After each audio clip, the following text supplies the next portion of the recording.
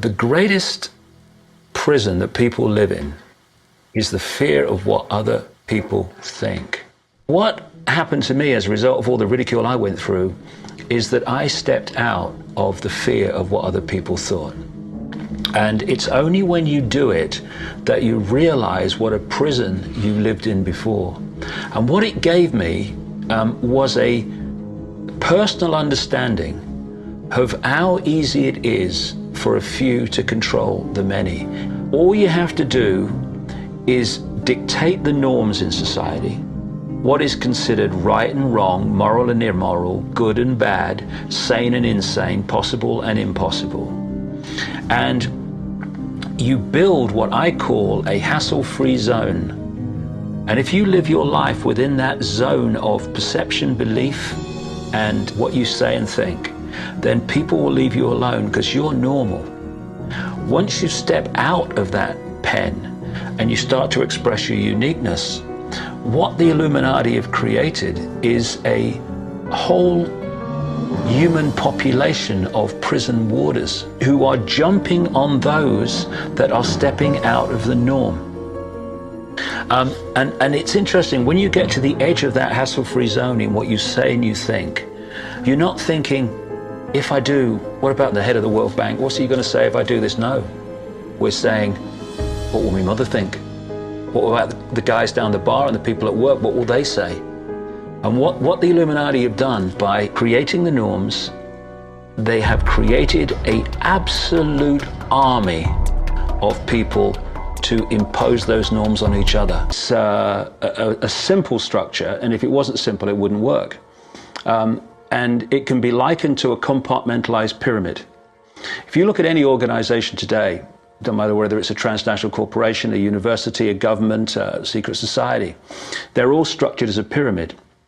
And as the CIA and other intelligence agencies talk about, they have this need-to-know system. Only let people know as much as they need to make their contribution and no more. So you take a bank, an individual bank, not that there is such a thing. At the bottom, you've got the people you see when you pass your check over the counter in the bank. Now, they don't know what the bank manager behind them knows and is discussing. They only know what they need to know to do their job.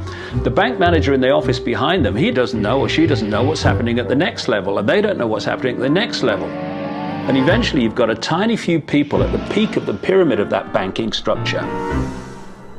They're the only ones that know what the real agenda of the bank is and what the direction is that they're going and why. You want to change society in a way that you know that if you do it openly, you know you're going to get an adverse reaction. So you don't do it openly. You play problem, reaction, solution. Stage one, you create a problem.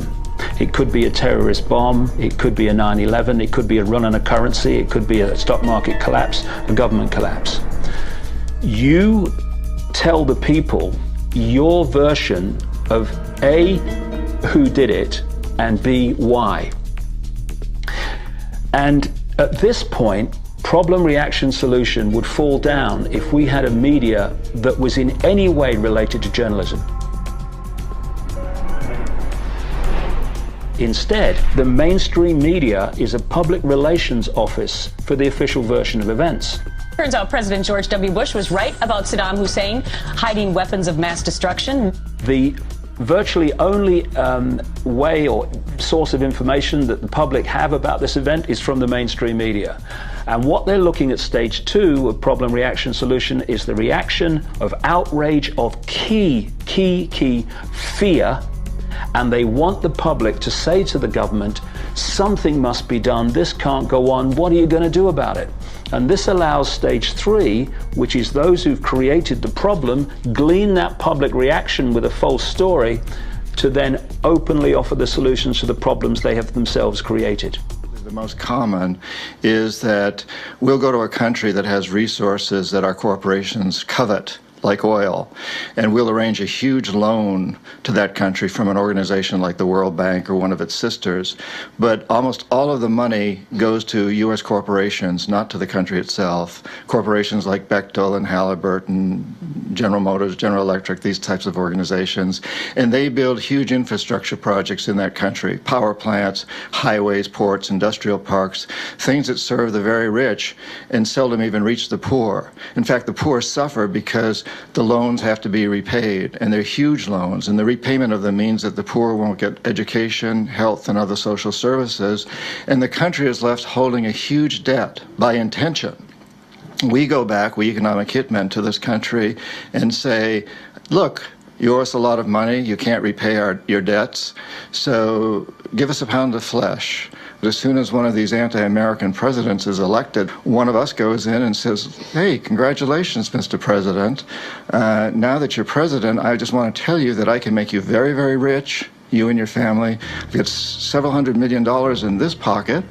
If you play the game our way, if you decide not to, over in this pocket I've got a gun with a bullet with your name on it in case you decide to keep your campaign promises and throw us out. Sell our oil companies your oil real cheap, or vote with us at the next UN vote, or send troops in support of ours to someplace in the world such as Iraq. And in that way we've managed to build a world empire with very few people actually knowing that we've done this.